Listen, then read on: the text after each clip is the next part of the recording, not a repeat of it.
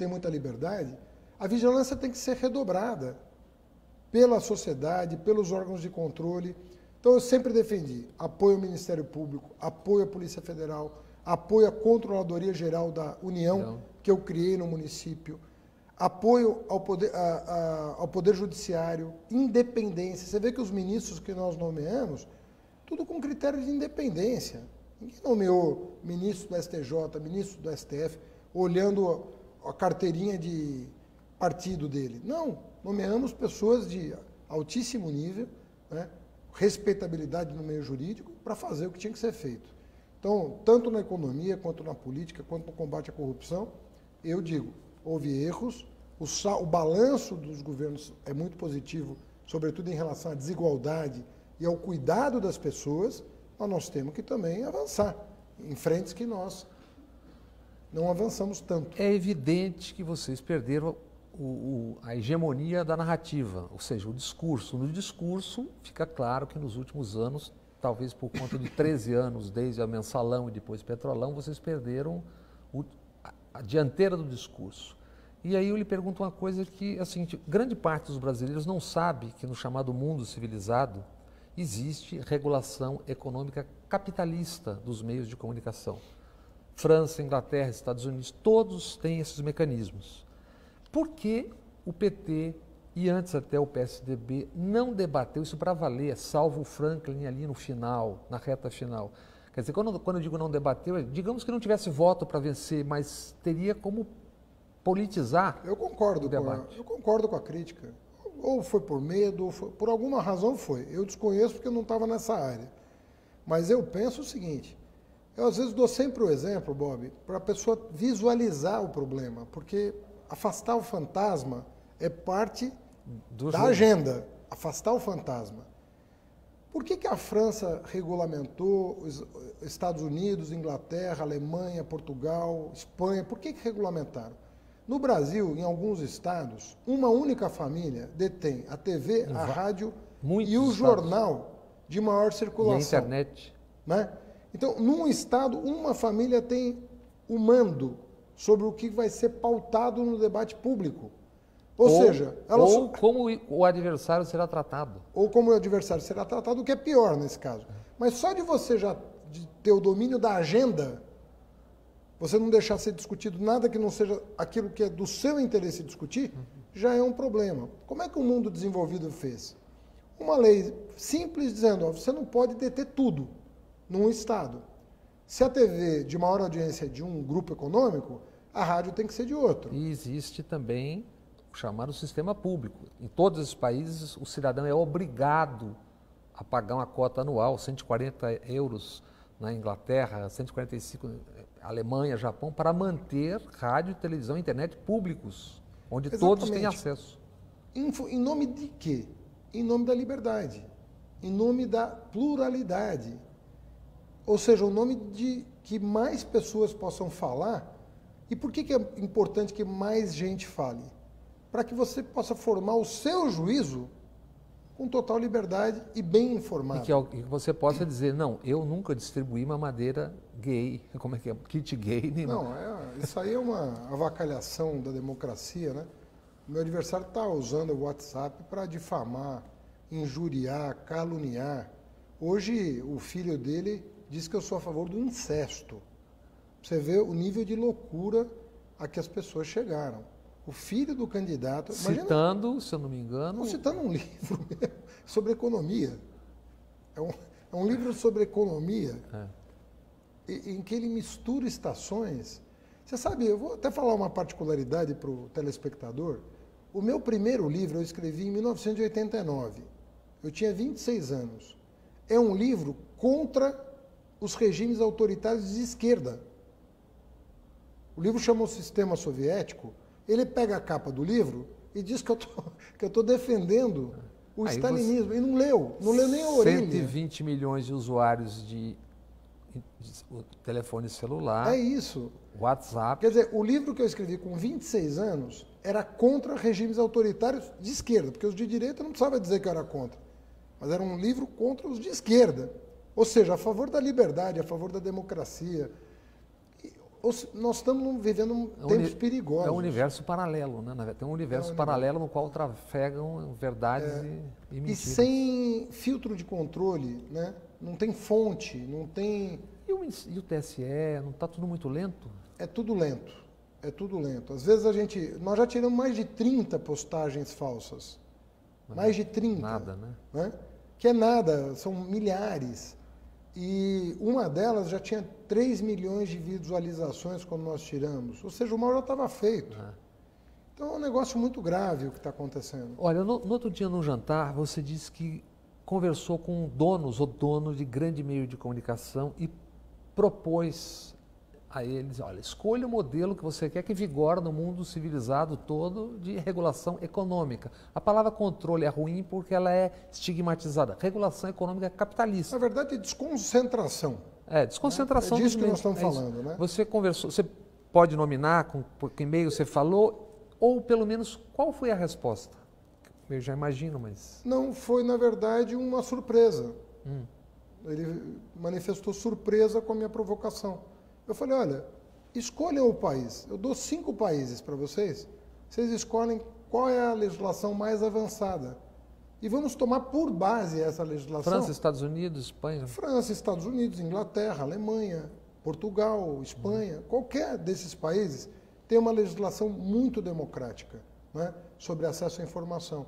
Escolha uma ou duas ou todas discute no e Congresso. vamos tomar por base, para não pairar a dúvida de que a nossa intenção é aprofundar a democracia, aprofundar o regime de liberdades políticas e civis do país. Nesses dias também você disse que o Bolsonaro é produto do casamento neoliberalismo representado pelo Paulo Guedes, futuro hipotético ministro da Fazenda, com o fundamentalismo charlatão do Edir Macedo, bispo da Igreja Universal. E que o que está por trás dessa aliança é a fome de dinheiro. Por que a citação ao bispo e qual é o alvo semi-oculto dessa frase? Sabe qual que é o problema? O problema que eu vejo é uma igreja ter pretensões de governar o país. Quando, na verdade, é o contrário. O Estado tem que abraçar todas as crenças, os judeus, os muçulmanos, os cristãos, os ateus, todo mundo é cidadão brasileiro. O Estado tem que ser o representante de todas essas crenças e protegê-las. Protegê-las. É assim que você garante liberdade religiosa. Agora, quando uma pessoa escreve um livro chamado Plano de Poder, visando o poder de Estado, escolhe um candidato, coloca tudo nesse candidato, que ofende a Igreja Católica, sempre que tem oportunidade. Você está dizendo um meio de comunicação. Coloca uma televisão a serviço desse candidato. Um candidato que chamou Dom Paulo Evaristo Arnes de vagabundo e picareta. Chama correligionários dele, que me perseguiram em Brasília, chamando a Igreja Católica de igreja gay, igreja comunista. Eu penso que nós estamos já tangenciando um problema mais sério. Aí não teria havido outro gravíssimo erro que vem desde a redemocratização. Governos Fernando Henrique, governos PT. Primeiro, se liga a televisão à noite, existem 10, 11, 12, 14 canais transmitindo proselitismo religioso e ideológico.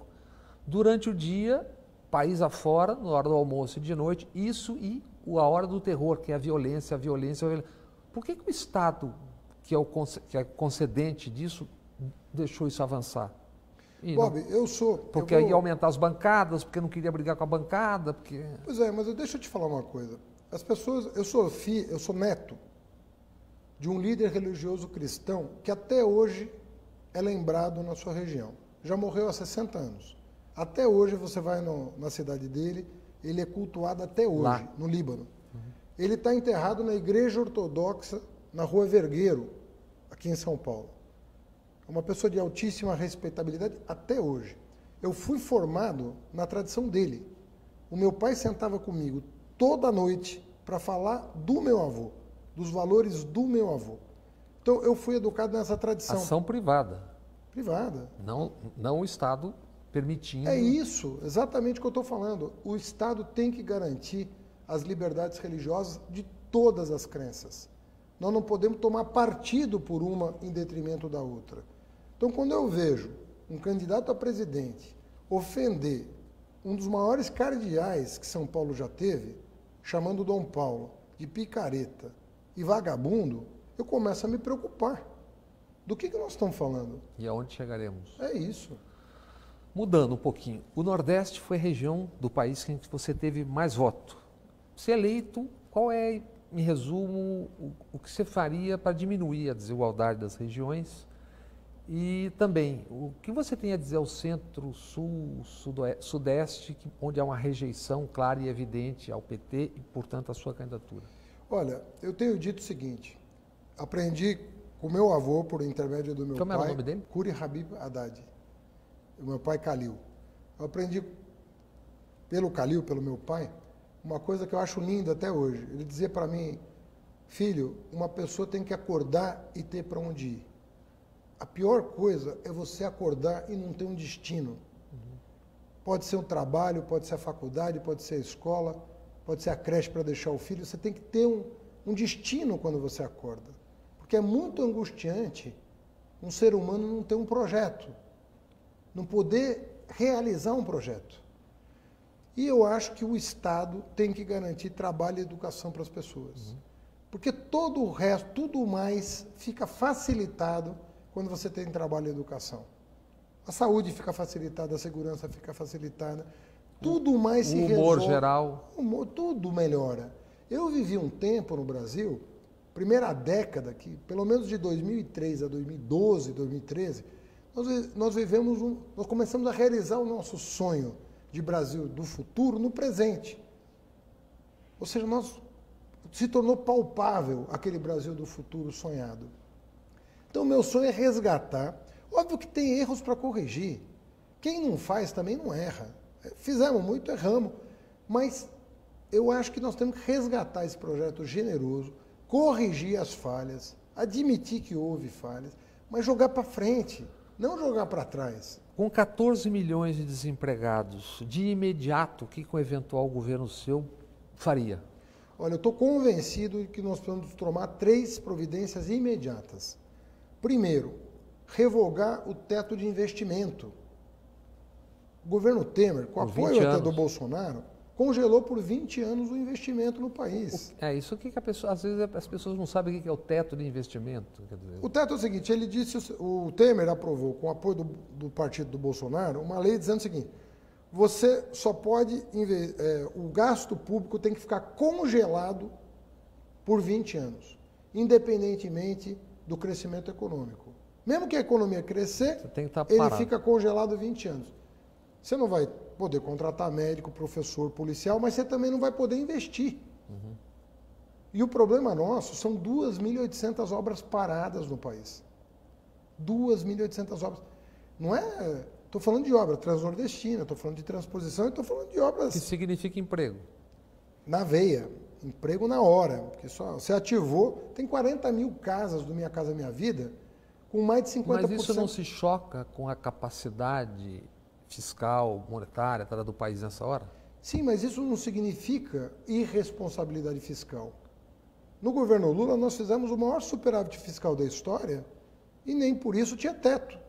Pelo contrário, teve IPAC para estimular o investimento. Mas com a situação de 130 milhões a pagar. Investimento não vai causar dano, até porque se aumenta a produtividade da economia. Você gera emprego e aumenta a produtividade da economia. Se você terminar a BR-163, que escoa toda a produção de soja do Cerrado, você vai diminuir o custo de produção no Brasil, aumentar a exportação, aumentar divisas, aumentar a contratação. Como é que isso pode ser irresponsável? Irresponsável é não fazer. Você falou de 3... Essa é a primeira. A segunda, os bancos têm que ser enquadrados. A taxa de juros para o tomador no Brasil é 4 vezes a média internacional. Então não vamos ter investimento. Você tem conversado com eles? Eu já conversei com eles. Evidentemente que eles apoiam o Paulo Guedes, que é banqueiro. Né? E eu que estou dizendo que vou enquadrá-los, eles evidentemente vão resistir. Mas eu ganhando a eleição, em janeiro, senta todo mundo na minha mesa, aumentar o poder de compra do trabalhador. Se não tiver consumo, não vai ter investimento. Como nós vamos fazer isso? Diminuindo o imposto de renda de quem ganha até 5 salários mínimos para 0, cobrando de quem recebe dividendo e hoje não paga, os muito ricos, para compensar. E com essas 3 medidas, a economia vai começar a retomar normalmente. A propósito, você falou do Paulo Guedes, a convite do Marcos Lisboa, dá aula no INSPER, eu estava dando aula no INSPER, ele é um liberal clássico, chamemos assim. Vocês têm mais convergências ou divergências em relação à economia e à visão de mundo?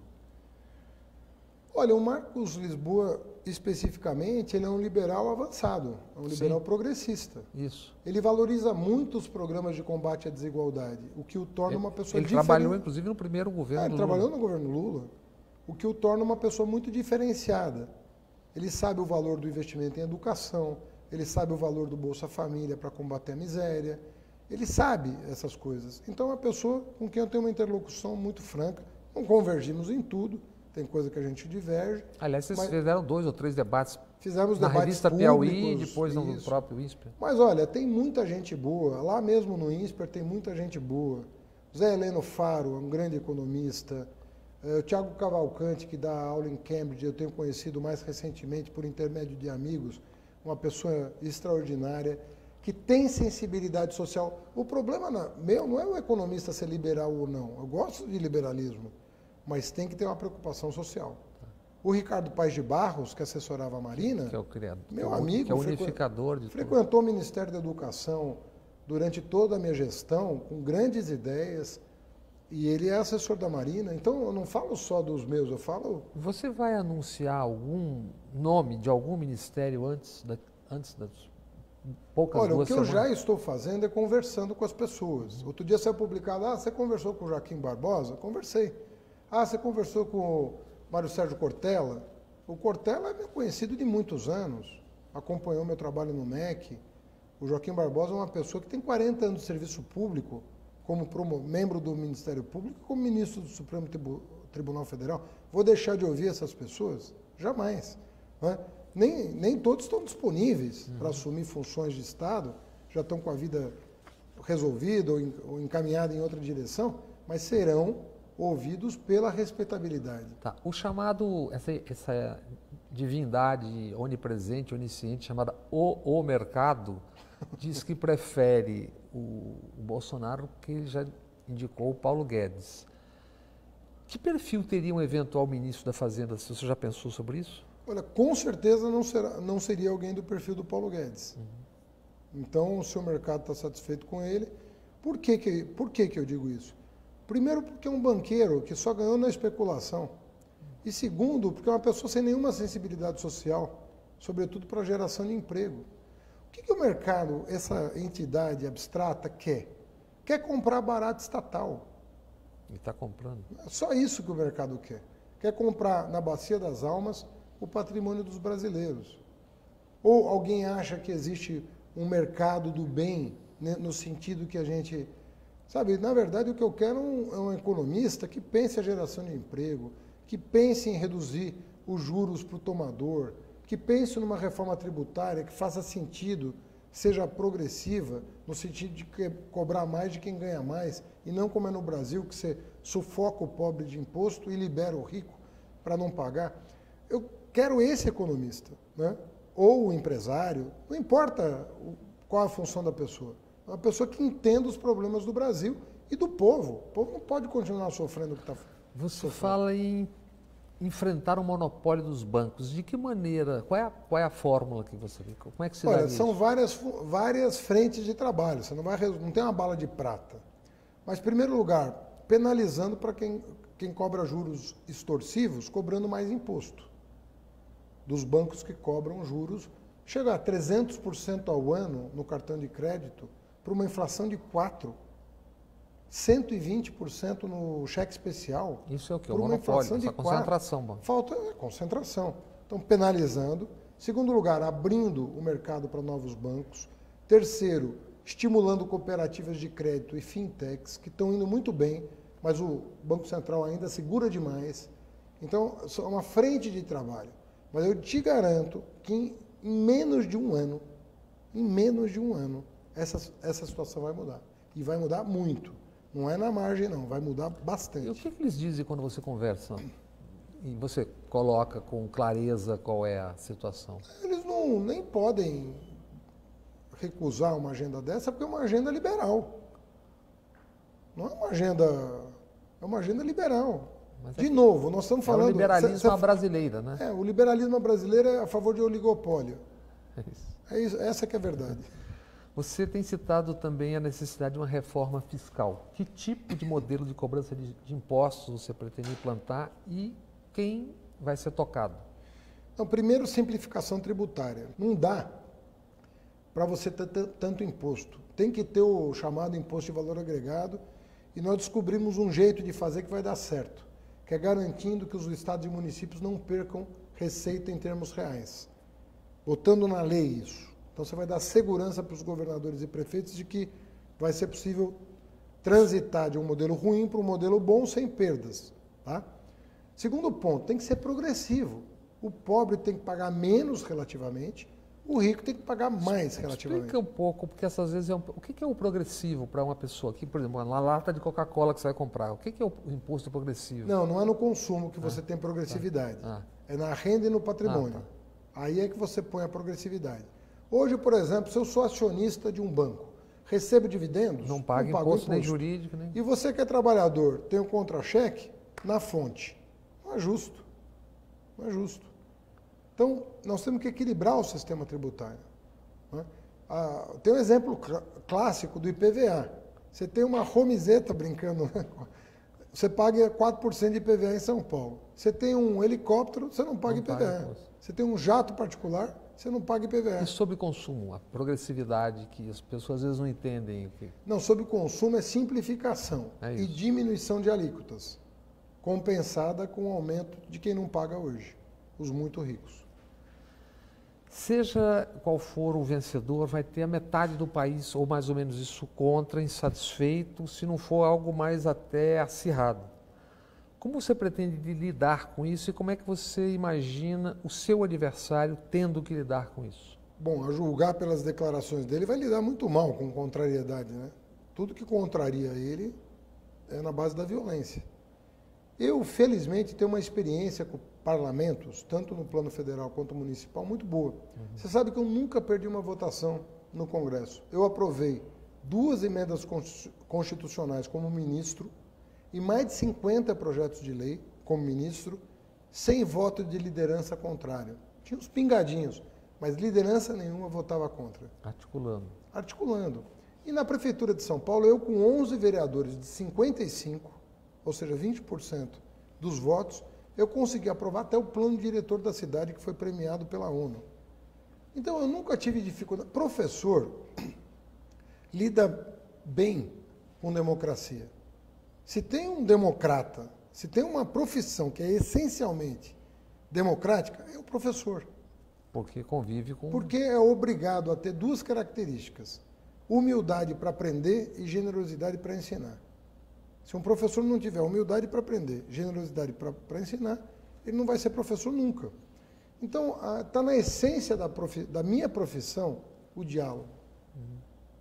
E que impacto pode ter uma eventual vitória do seu opositor? Eu digo interna e externamente. Eu nem quero pensar, porque eu tenho 15 dias para evitar que isso aconteça. Então, eu nem penso nessa possibilidade. Mas talvez tem uma coisa que você talvez pense. Quando de noite você vai ali, um pouco antes do domingo, você pensa na eleição, evidentemente. Sim. E eventualmente aparece ali o Bolsonaro. De chofre, assim, de sopetão, o que lhe vem à cabeça quando você tivesse que resumir o Bolsonaro assim abruptamente?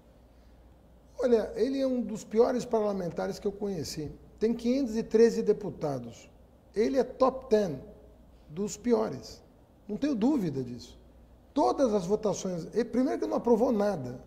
Nem apresentou nada significativo. Porque alguém dizer, não aprovam porque ele tem boas ideias. Não é nada disso. Não. Nunca apresentou uma boa ideia. Menos ainda aprovou. Segundo lugar, tudo que ele votou contra as pessoas. Ele votou contra o trabalhador, contra a empregada doméstica, ele vota contra as pessoas. Então, temos o fenômeno do fenômeno, que é um fenômeno eleitoral. Aí eu lhe pergunto, de onde surge, ou por que e como surge um personagem como esse? Qual o buraco que apareceu? Eu acho que é o colapso do sistema político. O sistema político colapsou por uma razão específica, que foi o financiamento empresarial de campanha. O financiamento empresarial de campanha arruinou o sistema político, né?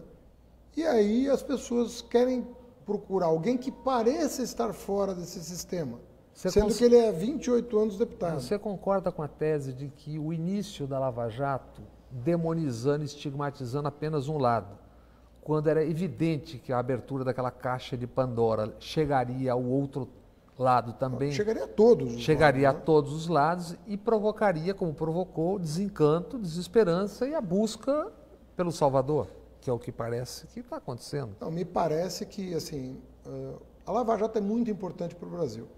Então, deixa eu deixar claro aqui que é muito importante a gente levar as últimas consequências. Talvez um erro de timing. As investigações, tudo tem que ser passado a limpo, vai ser bom para o Brasil passar limpo. O que nós temos que evitar? Primeiro, parar a Lava Jato. Temos que evitar isso. Ela tem que continuar. Segundo, partidarizar a Lava Jato. Fazer da Lava Jato um instrumento. Você não concorda que político. isso, em parte, aconteceu em vários momentos? Em alguns momentos aconteceu isso. E isso a gente tem que evitar. Parar a Lava Jato, partidarizar a Lava Jato. Para a gente chegar à verdade e passar limpo o país. Por exemplo, algo que me parece influenciou na eleição. A divulgação do assunto Palocci às vésperas do primeiro turno. Lógico. Assim como prisão do governador Piriro, prisão do governador Beto Richa, investigações contra o governador Alckmin. Não, veja que o Conselho Nacional do próprio Ministério Público, quer dizer, não é? O Conselho Nacional do próprio Ministério Público está abrindo procedimento para esclarecer a conduta de alguns membros do Ministério Público que querem jogar na política e não na justiça. Não lhe parece que no vácuo de poder, com a avacalhação e autoavacalhação da política, está ocupando esse espaço? Não há vácuo, né? Alguém está ocupando. É isso. Por isso que a imprensa também tem um papel fundamental. Ministério Público e imprensa tem que ter muita responsabilidade nesse momento para separar o joio do trigo. E eu vou te dizer, tem joio e tem trigo em todos os partidos. Tem trigo também em todos os partidos. Não é só joio. Então a imprensa, o Ministério Público tem que ajudar a população a discernir. Afinal de contas, onde é que está o joio e onde é que está o trigo? E felizmente tem muito trigo no Brasil também. Nós vamos colher isso. No seu entender, o Bolsonaro tem se recusado, depois de recuperar, a ir aos debates, porque é uma estratégia eleitoral, como ele diz, ou o que seria? Olha, não tem programa. Assim, eu não sei até hoje o que o Bolsonaro pensa sobre... Por exemplo, agora recentemente saiu uma ideia dele sobre educação. Educação à distância para crianças de 10 anos. O que significa educação à distância para crianças de 10 anos, 11 anos? Quer dizer, eu como educador, que fiquei 8 anos no Ministério da Educação, 1,5 como secretário executivo, 6,5 como ministro, desconheço uma proposta tão disparatada quanto essa. A criança precisa de convivência. Você precisa socializar a criança na escola. Você vai imaginar uma criança no computador em casa estudando? Quer dizer, é uma visão tão deturpada das coisas. E ele propõe. Então, uma coisa pior que a outra. E talvez seja o motivo de não querer ir a debate ou não aceitar, porque está na frente e porque ficaria exposto. Eu acho que é a exposição. A exposição não faria bem para ele. Né? Antes de falar de um tema importante e grave, que é segurança, o escritor angolano de ascendência portuguesa, Agualusa, escreveu no domingo passado, agora no Globo, um artigo importante, que chama-se Receita para uma Guerra Civil. Ele alertou o Brasil para os antecedentes dos 27 anos da Guerra Civil de Angola. Ele citou amigos brigando, famílias se separando, mães e pais proibindo filhos de conversar sobre política, líderes messiânicos com discurso de ódio e exibição de armas de fogo, atentados com motivação política. Ele já identifica vários desses ingredientes em relação ao Brasil. O Brasil tem mais de 1,5 milhão de assassinatos e homicídios em 35 anos. O último número conhecido é 64 mil. Quer dizer, é uma espécie de guerra civil não declarada que já existe. Tem territórios ocupados pelo narcotráfico. O que você pensa de uma situação como essa? Então, diante do... cultivar a violência só vai piorar, né? Eu acho que nós temos que ter alguém que seja orientado para buscar a paz no país, a reconciliação no país. Né? Isso só é possível pela democracia. Não é possível elogiando torturador, assassino, estuprador. Isso não será possível. Só pelo caminho democrático.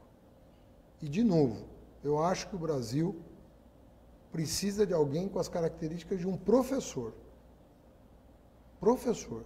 Porque o espírito democrático é da essência da profissão. E não a guerra, não o armamentismo, não olhar o diferente como inimigo.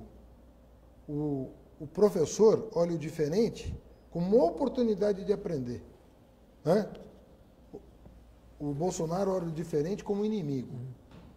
Essa é a diferença básica. A propósito disso, e a campanha, o uso do WhatsApp, com 120 milhões de usuários, um festival de mentiras e tal? Vocês não demoraram para perceber isso, para reagir a isso? Mas tem dinheiro, né, por trás disso, né? A gente não sabe de onde, não sabe como, mas as mensagens chegam do exterior em clusters, assim, feixes de milhares, milhões de mensagens. Que se chamam de água da mangueira. Não, eu já virei dono de Ferrari, já virei a favor de incesto, já virei ateu sendo neto de líder religioso cristão. Você vira qualquer coisa. Você vira qualquer coisa na mão desses... Não, e tem coisa que parece piada. Quer dizer, o Hitler era de esquerda, o Papa é comunista, a TV Globo também é comunista, você é criador do kit gay, da mamadeira erótica, tal. Mas não houve uma lerdeza nessa reação? É difícil conter esse tipo de coisa. Porque, ao contrário do Facebook, do Twitter, do Instagram, que você tem uma maior visibilidade do emissor, o WhatsApp você não sabe quem está te mandando. É um feixe de mensagens e você coordenar ações para conter isso é muito difícil. Política externa. Qual seria o eixo da sua política externa?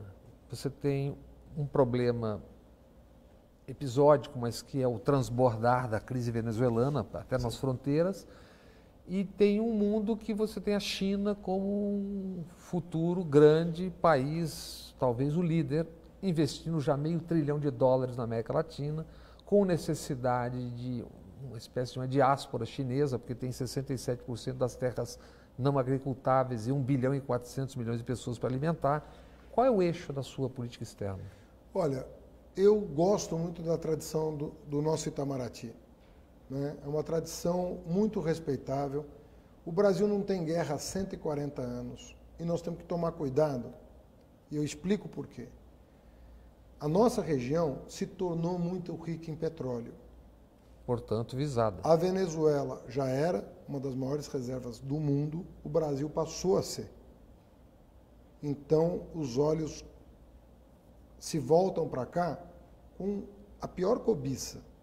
Ninguém quer, ninguém olha para cá. Bonzinho. Ah, vamos deixar, os brasileiros vão ser felizes. Não, olham para cá com cobiça, para criar atrito entre as nações. Internas, inclusive. E nós não podemos deixar a América do Sul virar um Oriente Médio. Porque é isso que aconteceu no Oriente Médio, de onde meu pai teve que migrar por conta disso. Meu pai veio para o Brasil em função dos conflitos, muitas vezes artificialmente criados, para separar irmãos. Então, eu não quero que isso aconteça, porque eu quero criar meus filhos no Brasil. Foi o país que meu pai escolheu para criar sua família, e é o país que eu amo. Agora, então nós temos que impedir, né, que as grandes potências tornem isso um campo de tornem disputa. isso aqui um campo de batalha. E nós temos que nos transformar numa região fraterna e integrada.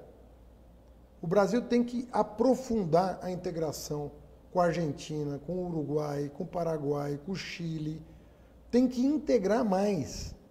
Nós não podemos ficar pequenos diante de potências estrangeiras que estão olhando com um apetite para o nosso território. Nós temos a Amazônia para preservar. Que, aliás, e o Bolsonaro não tem nenhum compromisso. Ele diz, aliás, na entrevista que teria que entregar para os Estados Unidos, administrar. É isso. Nós temos a Amazônia, nós temos o pré-sal, Nós temos a maior fonte de energia solar e eólica do mundo. E água.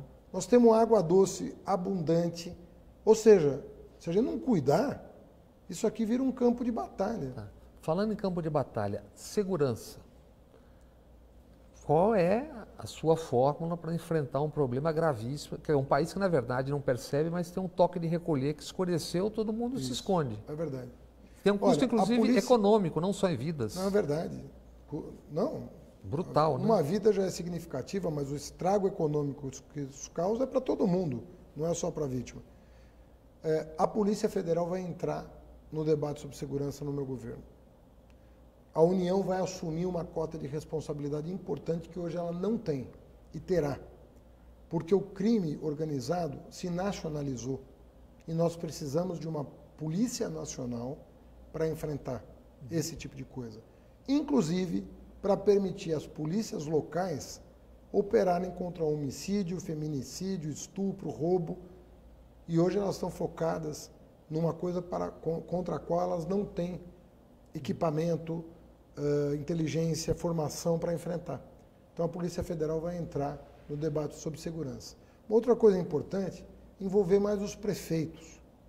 Os prefeitos não podem ficar tão isolados à margem do debate sobre segurança. Fui prefeito de São Paulo, não tinha diálogo. O governador dizia, não, isso aqui é meu, não se mete. São forças pessoais dos governadores. Mas é errado. O governador vai precisar de apoio federal e municipal. Municipal para organizar o território. As guardas pretorianas. Exatamente. Nós vamos precisar criar o que estão chamando corretamente de sistema único da segurança pública. Para encerrar, violência. A violência chegou à campanha. A facada do Bolsonaro primeiro e nos últimos dias um festival de matar o Moa do Catende em Salvador e um festival de agressões de todos os tipos. Como é que isso chega até o final, faltando ainda quase hoje eu recebi a foto de uma igreja católica pichada com a suástica. No Rio de Janeiro, no Bonfim, no bairro Porto Alegre, já várias, no Taquaral, em Campinas, também suásticas. Pois é. Então, se as pessoas não compreenderem que é só pela democracia que nós vamos pacificar esse país e com gestos de generosidade, nós vamos amplificar os conflitos. E, infelizmente, o meu adversário só tem uma palavra na cabeça, que a solução é mais e não menos violência. Ele só fala de violência. E o que você diz para o seu eleitor, a menos de 2 semanas da eleição, com a distância que as pesquisas estão dando para o seu adversário? Olha, para encerrar. Eu sou candidato a presidente pouco mais de 30 dias. E eu cresci muito nas pesquisas, de 4% para 40% de intenção de voto, 42%. Segundo a última pesquisa divulgada, eu estou a 8% da vitória. É assim que eu vejo o processo.